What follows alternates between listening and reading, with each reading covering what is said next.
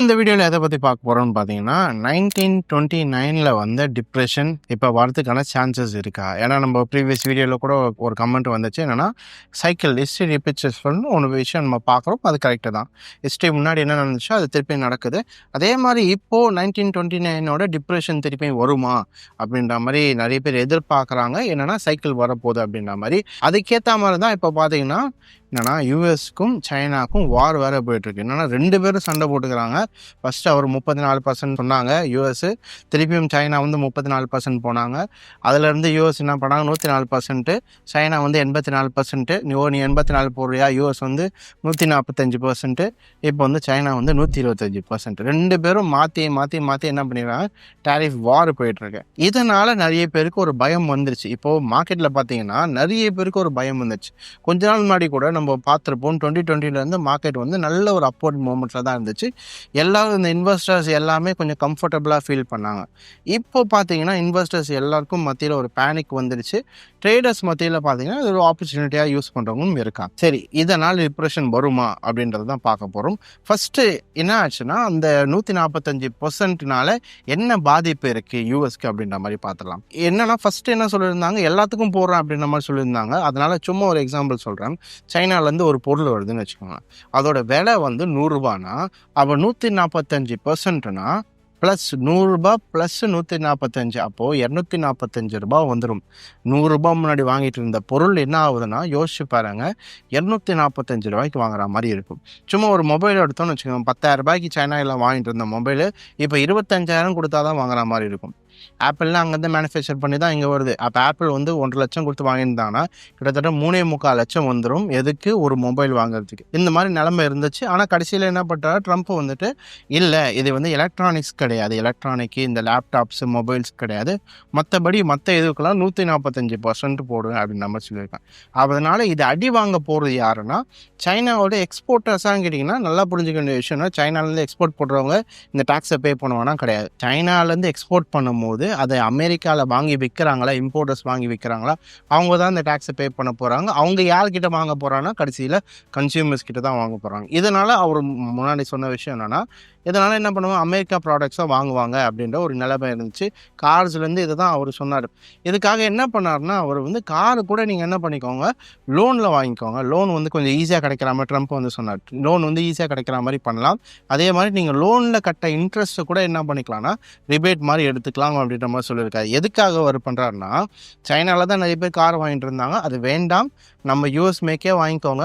வாங்கினீங்கன்னா அதை இன்ட்ரெஸ்ட்டை கூட நீங்கள் இஎம்ஐ கட்டுற இன்ட்ரெஸ்ட்டை கூட நான் என்ன பண்ணுறேன், கம்மி பண்ணுறேன். எதுக்குன்னா யூஎஸோட எக்கனாமி வளர்றதுக்காக அவர் இந்த விஷயங்கள் பண்ணுறாரு. ஆனால் இது வந்துட்டு அவர் சொன்ன மாதிரி நடந்துச்சான்னு கேட்டிங்கன்னா கிடையாது. ஏன்னா முக்கால்வாசி ப்ராடக்ட் எல்லாமே எங்கேருந்து வந்துன்னா சைனாலேருந்து வருது. நாளுக்கு நாள் விலைவாசி ஏறிக்கிட்டே இருக்குது. யூஎஸில் பார்த்தீங்கன்னா இன்ஃப்ளேஷன் ரேட்டு வந்து நாளுக்கு நாள் ஏறிக்கிட்டே இருக்குது. இதனால் வந்து ட்ரம்ப் பயந்துட்டாரா அப்படின்னு கேட்டிங்கன்னா, நிறைய பேர் சொல்கிற விஷயம் என்னென்னா, ட்ரம்ப் பயந்துட்டாரு, அதனால தான் எலக்ட்ரானிக்ஸில் வந்து கட் பண்ணிட்டாரு அப்படின்ற ஒரு விஷயம் சொல்கிறாங்க. இப்போ இந்த சைடு சைனா பார்த்தீங்கன்னா, சைனா வந்து இந்த வாட்டி விட்டு கொடுக்குற மாதிரி ஐடியாவில் இல்லை. என்ன பண்ணலாம், சைனா வந்து டேக்ஸ் அதிகம் பண்ணாங்கன்னா, நம்ம ஏற்கனவே பார்த்துருப்போம், டீவேல்யூ பண்ணலாம். என்னென்னா இப்போ 145% போட்டாங்கன்னா, அப்போ சைனாவோட கரன்சியை டீவேல்யூ பண்ணால் அது 2 பேர் என்ன பண்ணலாம், மேட்ச் பண்ணலாம். ஆனால் இந்த பாடி சைனா வந்து டீவேல்யூ பண்ணுறதுக்கான எந்த ஒரு முயற்சியுமே எடுக்கலை. என்ன பண்ணுறாங்கன்னா, யூஎஸில் இருக்க ட்ரெஷரி பாண்ட்ஸ்ன்னு சொல்லுவாங்க, யூஎஸில் இருக்க கவர்மெண்ட் ட்ரெஷரி பாண்ட்ஸ், அதை வந்து விற்று அவங்க வந்து என்ன பண்ணியிருக்காங்க, கிட்டத்தட்ட $700 பில்லியன் கிட்ட வச்சுருக்காங்கன்னு நினைக்கிறேன்.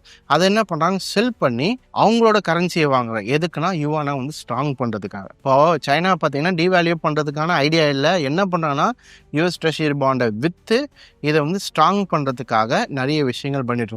அப்போ நம்ம பார்க்கும் போது இந்த சைடு அமெரிக்காவும் விட்டு கொடுக்கல, இந்த சைடு சைனாவும் விட்டு கொடுக்கலன்னா இது கண்டிப்பாக ஒரு ட்ரேடு வார் தான் போயிட்டுருக்கு. இது இன்னும் பெருசாகி நார்மல் மக்களுக்கு, நடுவில் இருக்க கண்ட்ரீஸ்க்கு எல்லாத்துக்கும் இது ஒரு பாதிப்பு வரதுக்கான சான்சஸ் இருக்குது. ஆனால் ரிசெஷன் வரலாமான்னு கேட்டிங்கன்னா, ரிசெஷன் வரத்துக்கான சான்சஸ் இருக்குன்னு தான் அமெரிக்காவில் இருக்க நிறைய எல்லாரும் சொல்கிற ஒரு விஷயம். ஆனால் இது டிப்ரெஷனாக மாறுமா அப்படின்னு கேட்டிங்கன்னா சான்சஸ் கம்மி தான். ரிசெஷன் வரலாம், முன்னாடியே சொல்லியிருந்தாமல் ரிசெஷன்னா டிராஃபிக்கில் ஸ்லோ டவுன். நல்லா புரிஞ்சுக்கோம், டிராஃபிக்கில் ஸ்லோ டவுன் ஆச்சுன்னா நல்லா தெரிஞ்சவங்க ஷார்ட்கட்டில் போவாங்க. தெரியாதவங்க என்ன பண்ணலாம், வெயிட் பண்ணிவிட்டு ரிசர்ஷன் முடிஞ்சவொடனே என்ன பண்ணலாம், ரீஎன்ட்ரி ஆகலாம். சில பேர் என்ன பண்ணுவாங்க, வெறும் ஹார்ன் மட்டும் அடிச்சுட்டு ரிசர்ஷன் சொல்லுவாங்க. இந்த கேட்டகரியில் நீங்கள் எதில் இருக்க போகிறீங்க, இது முன்னாடியே நம்ம வீடியோ போட. இது டிப்ரெஷனாக வருமானு பார்த்தீங்கன்னா இப்போதைக்கு டிப்ரெஷன் வரதுக்கான சான்சஸ் கிடையாது. ஆனால் ரிசர்ஷன் வரதுக்கான சான்சஸ் இருக்குன்னு தான் நிறைய யூஎஸில் இருக்க நிறைய ஹெட்ஜ் ஃபண்ட் மேனேஜர் சொல்லிட்டு இருக்காங்க. ஆனால் இந்த பயம் ஏன் வந்துச்சு, இந்த டிப்ரெஷனுக்கான பயம் ஏன் வந்துச்சுன்னா, ரே டாலியோன்றவர் பார்த்தீங்கன்னா ஹெட்ஜ் ஃபண்ட் மேனேஜர். அவர் வந்து கிட்டத்தட்ட யூஎஸில் வந்து $90 பில்லியன் கிட்ட வந்துட்டு ஹெட்ஜ் ஃபண்டில் மேனேஜ் பண்ணிட்டு இருக்காரு. அது மட்டும் இல்லாமல் 2008 கிராஷ் வரப்போதுன்னு ப்ரெடிக்ட் பண்ணார். இப்போ அவர் என்ன சொல்லியிருக்காருன்னா 1929 அந்த சைக்கிள் படி பார்த்தீங்கன்னா 2029 100 வருஷம் கழிச்சு 2029 வருது. கிட்டத்தட்ட அந்த 2029 எங்கே வருதுன்னா ட்ரம்ப்போட எண்டு 2028 2029 பார்த்தீங்கன்னா இவர் இந்த வருஷத்தோட ரன் இருக்குல்ல, பிரசிடென்ட் ரன் வந்து அப்போ முடியுது. அதனால் அந்த டைமில் இது இப்படியே போச்சுன்னா இது வந்து ரிசெஷனை காட்டிலும் மேலான ஒரு டிப்ரெஷன் வரதுக்கான சான்சஸ் இருக்குன்னு அவர் சொல்லியிருக்காரு. இதனால தான் நிறைய பேருக்கு இப்போ பேனிக் என்ன வந்திருக்குன்னா, ஐயோ டிப்ரெஷன் வரப்போகுது அப்படின்ற ஒரு இதில் வந்திருக்கு.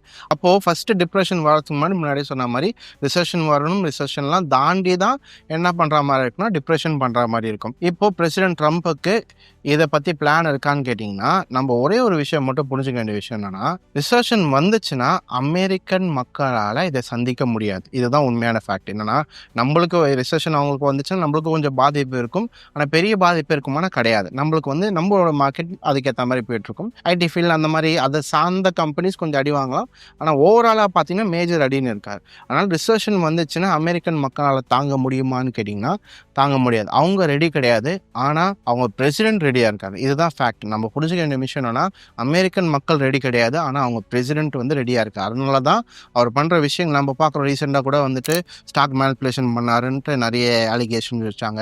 இது மட்டும் இல்லாமல் நம்ம அவரோட மோட்டிவ்னு பார்க்கும்போது டிவேல்யூ பண்ணி அமெரிக்கன் டாலர்ஸ் வந்து ஏற்றணும் அப்படின்ற ஒரு இது தான் இருக்காது. என்னன்னா கரெக்ஷன் மாதிரி கொண்டு வந்து டிவேல்யூன்னு சொல்லும்போது அது கரெக்ஷன் மாதிரி கூட வந்துட்டு நெக்ஸ்ட் என்ன பண்ணலாம், அமெரிக்கா வந்து ஸ்ட்ராங் ஆக்கலாம் அப்படின்றது தான் அவரோட மோட்டிவாக இருக்குது. எத்தனை நாளாக என்ன சொல்லிட்டு இருந்தீங்கன்னா, அமெரிக்காவை வந்து ஏமாற்றிட்டு இருந்தீங்க, இனிமேட்டு எங்களை ஏமாற்ற முடியாது, நான் வந்ததுலேருந்து இனிமேல் ஸ்ட்ரிக்டாக தான் இருக்க போகிறேன், எங்களுக்கு எவ்வளோ டேரிஃப் போடுறீங்களோ அதே மாதிரி தான் உங்களுக்கும் டேரிஃபு, அதே மாதிரி நிறைய விஷயங்கள் என்னென்னா ட்ரேட் டெஃபிசிட் எல்லாமே அமெரிக்கா வந்து ஏமாற்றிட்டீங்க அப்படின்ற ஒரு விஷயங்கள் சொல்லி தான் என்ன ஆச்சுன்னா சைனா மேலே போட்டிருக்காரு. இப்போ சைனா முன்னாடியே சொன்ன மாதிரி டிவேல்யூ பண்ணுவாங்கன்னா கிடையாது. இது இல்லாமல் மற்ற ஆப்ஷனும் கிடையாது. ஏன்னா சில பேர் என்ன யோசிப்பாங்கன்னா, ஓகே அப்போ சைனா வந்து 145% போயிட்டுருக்காங்கன்னா சைனாவிலேருந்து வேறு கண்ட்ரிக்கு அவங்க எக்ஸ்போர்ட் பண்ணி அந்த கண்ட்ரிலேருந்து அமெரிக்காவுக்கு எக்ஸ்போர்ட் பண்ணால் அந்த கண்ட்ரியோட டேரிஃப் தானே வரும், அப்போ கம்மியாக பண்ணிக்கலாமே அப்படின்னு நம்ம யோசிக்கலாம். அப்படி பண்ண மாட்டாங்க. கஸ்டம் டியூட்டிஸில் வந்து செக் பண்ணுவாங்க எந்த ஒரிஜின் எங்கே வந்து மேக் பண்ணியிருக்காங்க, எங்கேருந்து வருதுன்னு. நீங்கள் என்ன தான் நடுவில் வர கண்ட்ரி இருந்தாலும் ஆரிஜின் வச்சு தான் அவங்க டேக்ஸ் போடுவாங்க. அதனால் சைனா இதுலேருந்து தப்பிக்கிறதுக்கான வழி கிடையாது. அப்போ சைனா என்ன பண்ணலாம்னா அமெரிக்கா கூட சண்டை போடணும். இது மட்டும் இல்லாமல் மற்ற சின்ன சின்ன நாடுகள்கிட்ட இருந்து என்ன பண்ணலாம், சேல்ஸை வந்து இது பண்ணலாம். அமெரிக்கா அளவுக்கு மற்ற சின்ன நாடுகள் வாங்குமா அப்படின்னு கேட்டிங்கன்னா வாங்கிறதுக்கான சான்சஸ் கிடையாது. ஆனால் சைனாவோட பிளான் தெரியும். அவங்க எப்போதுமே மாஸ்டர் மைண்டு.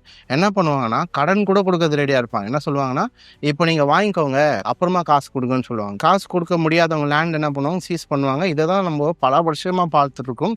யார்கிட்டன்னு பார்த்தீங்கன்னா சைனா கிட்ட. அதனால் சைனாவோட எதுவும் என்னென்னா அமெரிக்கா கிட்ட சண்டை போடணும் ரெடி ஆகிட்டாங்க. சண்டை போட்டு ஜெயிக்க முடியலன்னா என்ன பண்ணுவாங்கன்னா இந்த மாதிரி சின்ன சின்ன கண்ட்ரிஸ் போவாங்க. அந்த அளவுக்கு வாங்க முடியலனா கூட வாலண்டியராக காசு கொடுத்து அவங்க ரெடியாக தான் இருப்பாங்க. அதனால் இந்த ட்ரேட் வார்னு பொறுத்த வரைக்கும் அமெரிக்காவும் ரெடி தான். அமெரிக்கா ரெடினா அமெரிக்காவோட பிரசிடென்ட் ரெடியாக இருக்காரு, சைனா ரெடியாக இருக்குது. ஆனால் இதனால் பாதிக்க போகிறது பார்த்திங்கன்னா அமெரிக்கா மக்கள், அதை சார்ந்த கண்ட்ரிஸ் எல்லாமே கொஞ்சம் பாதிப்பு வரலாம். ஆனால் நம்ம புரிஞ்சிக்க வேண்டிய விஷயம் என்னென்னா எல்லாமே ஆப்பர்ச்சுனிட்டி தான். ஏன்னா முன்னாடி வந்து ஒரு பயம் இருந்துச்சு, மார்க்கெட்டில் கீழே வரும் நம்ம என்ன பண்ணுவோம்னா பயந்துட்டு க்ளோஸ் பண்ணிட்டு இருக்கோம். இப்போது ரீசெண்டாக போட்ட வீடியோஸில் கூட பார்த்தீங்கன்னா நிறைய பேர் கமெண்ட்டில் பண்ணுறது என்னென்னா, சார் இந்த வாட்டி நான் உஷாராக இருந்தேன், கீழே வரும்போது பை பண்ணிவிட்டேன், இப்போ ப்ராஃபிட்டில் இருக்குது. இதை நம்ம ரீசெண்டாக பார்க்கலாம். அப்போது மக்கள் என்ன ஆச்சுன்னா நாலேஜ் கெயின் பண்ண ஆரம்பிச்சிட்டாங்க. ரிசெஷன் வந்தாலும் சரி, இல்லை ஒரு கரெக்ஷன் வந்தாலும் சரி, மக்கள் எதுக்கு ரெடியாக இருக்காங்கன்னா இப்போது அது ஆப்பர்ச்சுனிட்டியாக பார்த்து வாங்கிறதுக்கு ரெடியாக இருக்காங்க. இதை தான் வந்து ஃபாலோவர்ஸ் மத்தியில் பார்க்குற ஒரு விஷயம். இப்போ ஒரு ரிசெஷன் வருதுன்னா பயப்பட வேண்டாம், எவ்வளோக்கு எவ்வளோ ஆப்பர்ச்சுனிட்டியாக யூஸ் பண்ணுங்கள். நீங்கள் ட்ரேடர்ஸாக இருந்தீங்கன்னா எப்படி ட்ரேட் பண்ணணும்னு கற்றுக்கோங்க. கற்றுக்கிட்டு நீங்கள் என்ன பண்ணலாம், தாராளமாக ட்ரேட் பண்ணலாம்.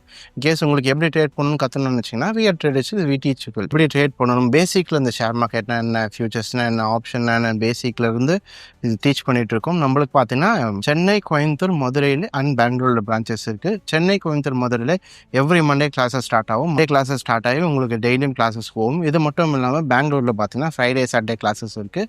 மற்ற பிரான்ச்சில் வந்து வீக்கெண்ட் கிளாஸஸும் இருக்குது. சாட்டர்டே வரணும்னா தாராளமாக வந்துக்கலாம். உங்களால் வீக் டேஸில் வர முடியலாம். இல்லை உங்களால் இந்த பிரான்ச்சுக்கு எதுவுமே வர முடியாதுன்னா தாராளமாக நீங்கள் என்ன பண்ணிக்கலாம், ஆன்லைன் கிளாஸஸ்க்கும் ஆட் பண்ணிக்கலாம். ஸோ எனக்கு தெரிஞ்ச இந்த வீடியோ புரிஞ்சுக்கணும்னு நினைக்கிறேன். ஏன்னா 2 பேரும் ட்ரேட் வார் நடந்துகிட்ருக்கு. சொன்ன மாதிரி ரிசெஷன் வரதுக்கான சான்சஸ் இருக்குது. ரிசெஷன் வந்தால் அமெரிக்கா பிரசிடென்ட் சந்திக்கிறதுக்கு ரெடியாக இருக்கார். ஆனால் அமெரிக்கா மக்கள் ரெடியாக இல்லை. இன்கேஸ் அவரால் சந்திக்க முடியலன்னா அது டிப்ரெஷன் போகிறதுக்கான சான்சஸ் இருக்குது. ஆனால் நம்ம பார்க்குற வரைக்கும் அவர் ஏதோ பிளான் வச்சுருக்காரு, ட்ரம்ப் வந்து ஏதோ பிளான் வச்சுருக்காரு மட்டும் தெரியுது. அதனால் டிப்ரெஷன் வரைக்கும் அனுமதிக்க மாட்டார் தான் நம்மளோட ஹோப்பும் இருக்குது. ஆனால் நம்ம பயப்படணும்னு அவசியம் கிடையாது. நம்மளுக்கு சில செக்டார்ஸ் அடி வாங்கினாலும் நம்மளுக்கு மேஜராக வந்து நம்மளுக்கு ரொம்ப ஃபால் இருக்குமானா கிடையாது. அதனால் ரொம்ப பயப்பட வேண்டாம். ஸோ எனக்கு தெரிஞ்ச இந்த வீடியோ யூஸ்ஃபுல்லாக இருந்திருக்குன்னு நினைக்கிறேன். இதே மாதிரி நாங்கள் அடுத்த வீடியோ சந்திக்கிறேன். அண்டில் தென் டேக் கேர், பாய்.